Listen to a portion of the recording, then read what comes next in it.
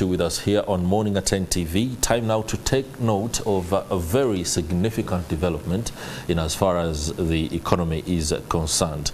National Social Security Fund is holding its 12th annual members meeting today, and what is on the cards is the NSSF performance review, where all those who are stakeholders in what is no doubt the biggest financial behemoth in as far as social security is concerned in the country comes into play. But before I introduce my guest this morning, just a preamble to what we are going to be discussing. The National Social Security Fund today says its earnings increased by 15% from Uganda shillings 2.2 trillion to 2.5 trillion shillings for the financial year ended June 30th, 2024. Today, the members are meeting to assess the performance of the fund, among other questions and issues. It will be a meeting that will go virtual, and for those that are far away will be able to attend online. However, we are speaking to the Deputy Managing Director, Gerald Kasaato. Many thanks for joining us.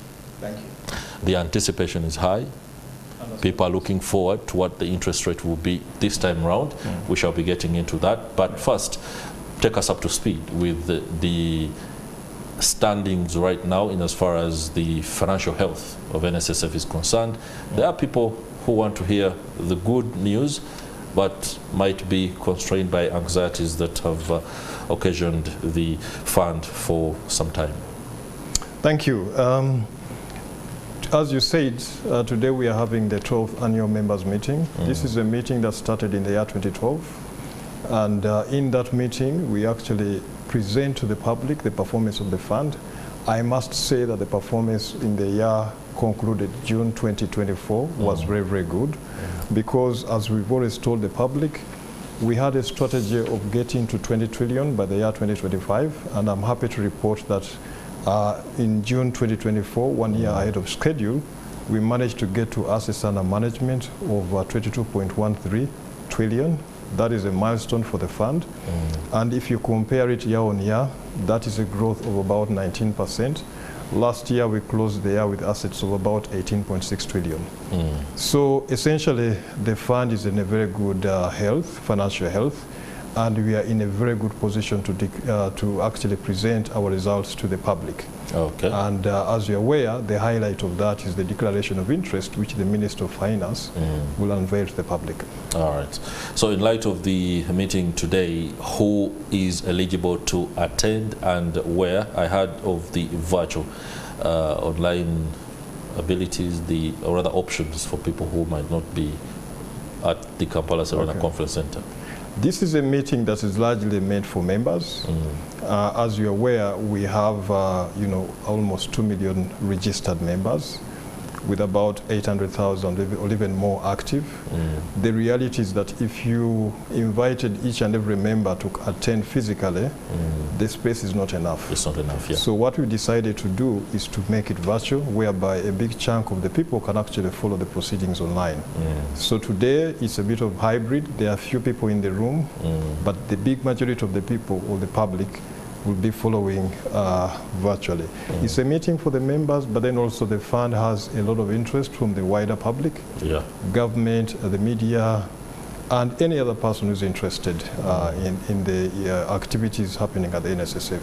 And I'm sure many people are. So it's a meeting for everybody, actually. All right.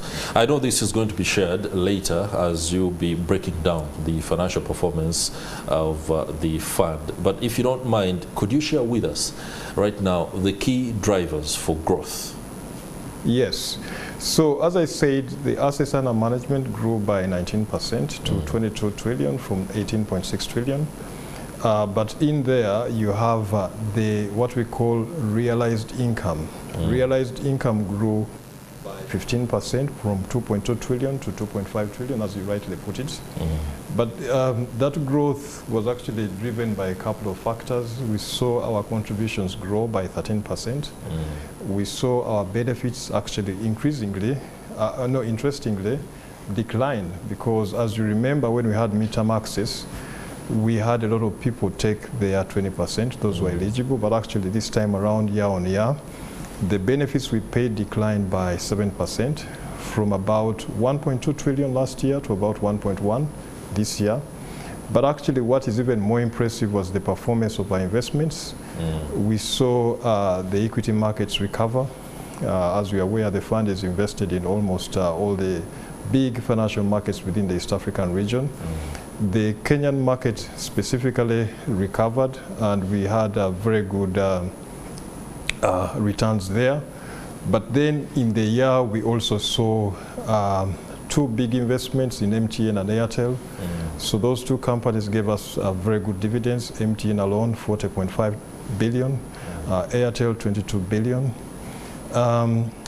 So when you put all that one together, we saw the assets of the fund grow. Last year, we had a foreign exchange loss, but this time around, we actually managed to turn it around.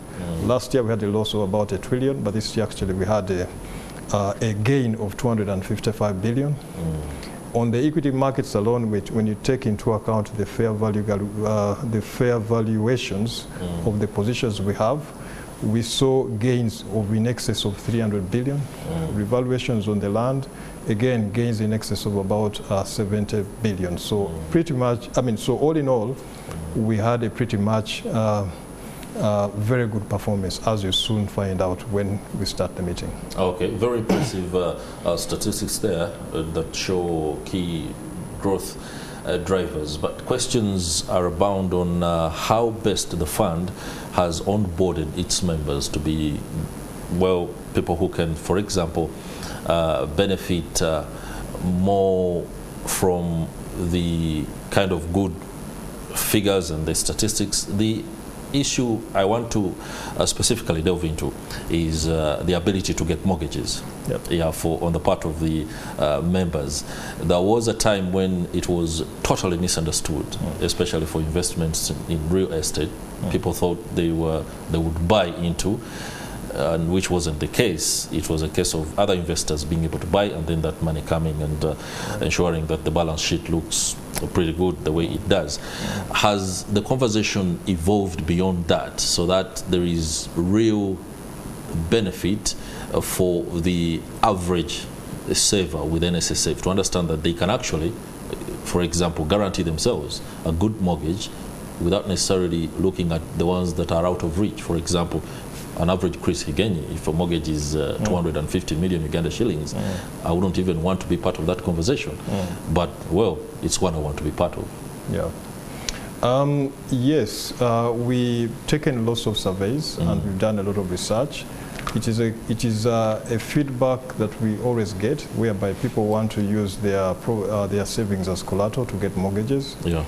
The reality is that the reason why we are not able to do so is because of some legal constraints. Legal, yeah. As in, there are certain clauses within the law, within the NSSF Act, which actually do not allow that, because I also understand the UBRA, the Uganda Retirement Benefits Authority Act, authority, right, put in place regulations whereby you can use your balance or your retirement savings as collateral for a mortgage, but actually we realized that it was inconsistent with some of the key specific provisions of the NSSF.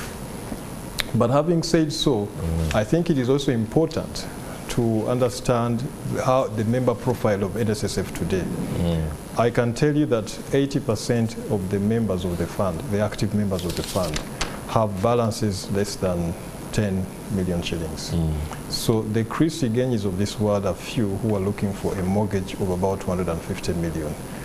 When you are managing a scheme like the one we have, if you're going to introduce a product, it has to be equitable across the board. Yeah. So if you're going to intervene for a few people and then you're leaving behind so many people, greater chunk. Yeah, that is not the most equitable way of providing an intervention. What we've done instead is to say, we have our real estate footprint, let us try and achieve the best return possible, and let us distribute the return equitably to all the members.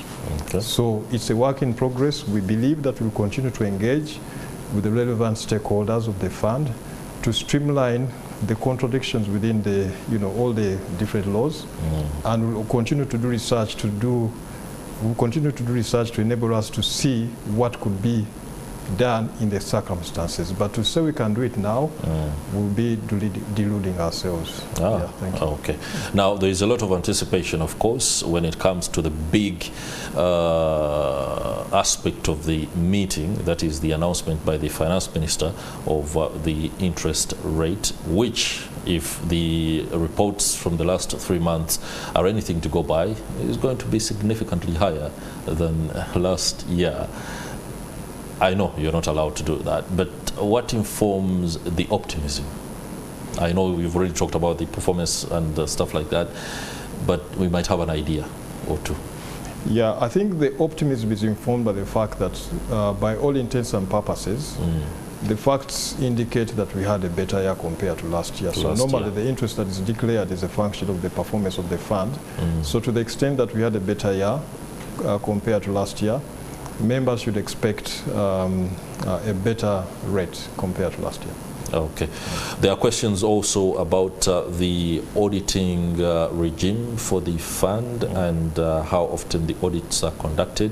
I know there's been a few aspects, especially within the media, where this has come to the fore, but I think you can comment on that and maybe give assurances that the statistics, the figures that we have today is a result of thorough and very transparent audit process. Yeah, so the audits of the fund, or the accounts of the fund, are audited by the Auditor General. As you're aware, the fund is classified under Class 1 of the PAD Act, which means that it is 100% owned by government. So to the extent that we are, a public entity, we are audited by the Auditor General, and the audit is done by year. Sorry, the audit is done every year. Yeah. So again, according to the NSSF Act, we have to declare, or the minister in charge of investments or finance has to declare interest before the 1st of October every year. That is normally done after the audit has been concluded. But the Auditor General usually delegates this responsibility to some of the private audit firms, normally the Big Four. So we rotate around the Big Four audit firms upon delegation by the Auditor General to conduct our audit. So it is an annual process as provided for by the law. All right. I'm sure at the meeting there are questions that will rise again, especially from the savers and the stakeholders who are concerned about the fact that defaulting organizations or employers are not being put on the spot to do their job of remitting the money that belongs to the savers. Conveniently, sometimes it's a case of the other aspects that could be either legal, the fact that NSSF doesn't have the mandate to do certain things. Has there been effort to ensure that this promised land is achieved, where all employers remit that money, so that the average saver who might be looking at 5 years of work with an organization actually has 5 years of savings and not 3.5? I think the simple answer to your question is yes, there have been steps. But at the fund, we normally use a relationship model. We believe that although the law allows us to take an employer who is not compliant to court, we believe the better approach is to actually first engage, understand the circumstances of that employer, and give them a plan which allows them to comply. So we have all our employers actually have someone attached to them as their relationship manager. But of course, there are cases where even when you do that, there will be employers who do not comply. In that case, we actually we do take them to court.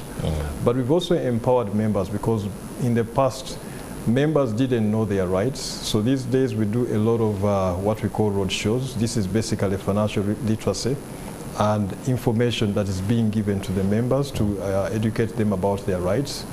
And we've also created a whistleblowing platform whereby if an employee, because in the event that the employer doesn't comply, it is the employee that suffers. So we've empowered members to use our whistleblowing platform to inform us of cases where employers are not compliant. And when we do find out, we first use the relationship approach. But in the unlikely event that it doesn't also work, we then take them to court. All right. As we near the final bend of this interview, there are performance issues, of course, you've talked about that especially, but there's something we need to also find out how you, I don't know whether you're the best person as NSSF to comment about how you perform vis-a-vis your peers across the East African region. But I think you have insight enough to help us understand how social security is rolling out across the region and how Uganda positions itself as a good option even for those that might, for example, be working offshore but can be able to benefit. Yeah, I think, we can comment about how we fare compared to our peers. There are normally three matrices that you need to look at. The first is what we call expense ratio. Essentially, you take your expenses and you divide them by the assets that you have. So the lower the number, the more efficient, because it means that for every shilling that you spend, you are generating more. So when you look at the most concluded performance of the fund, that expense ratio has now come to 1%. Last year it was 1.02%. But schemes of our size, and I don't want to mention some of the peers we have in the region, we've seen expense ratios to the tune of about 3%. Schemes of our size. So when you compare 1% against 3 or 2%, the fund is doing very well. The other metric that you need to look at is the ability to give a return which beats inflation. We've communicated to the public that our target is to give an interest rate to members which is above the 10-year average inflation. If you track the performance of the fund for the last 10 years, that has always been the case. So we've not only consistently given very good very competitive returns, but these are returns that have actually bettered inflation. So again, compared to our peers, not many schemes can actually give within the region an interest return to members that is better than inflation. All right.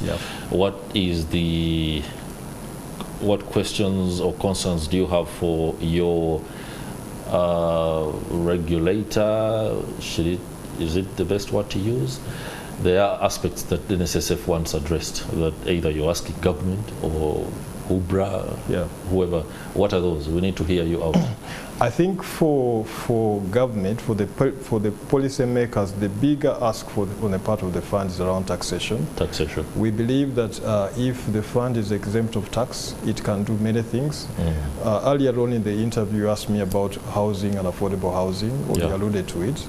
But one of the ways in which the fund can intervene on housing is, for instance, if we get exempted of tax, because today if you're doing a project, VAT becomes an input, because for residential housing it is exempt. It means you cannot transfer it to the buyer and you cannot claim input. That's right. So the other ask, of course, is the bureaucracy. We have a lot of bureaucracy sometimes in decision making. The other day I attended an International Social Security Association seminar, and I actually got to learn one of in Ivory Coast, the equivalent of NSSF, which is called CNPS, has been given autonomy over certain aspects of investments. But sometimes the reason why, for instance, on the project side we do not do projects in time, the decision making and there's so many layers of approval, they make it extremely tedious to get to start and complete a project.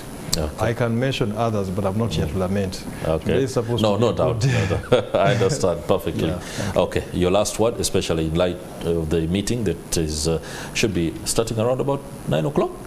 Yeah, my last one is to encourage and call upon all members of and the general public to tune in. This is a good day for members, and this is their fund. It is their duty as members and the general public to actually get to know and understand what is happening at the fund. So I encourage everybody to tune in from 9 a.m. All right. Thank you very much, Deputy Managing Director at the National Social Security Fund, Gerald Kasaato, for the insight and perspective on the fund's performance. We are looking forward to a very, very competitive interest rate later today as the Finance Minister makes his way to make that very crucial announcement. That will do it for our Take Note. But as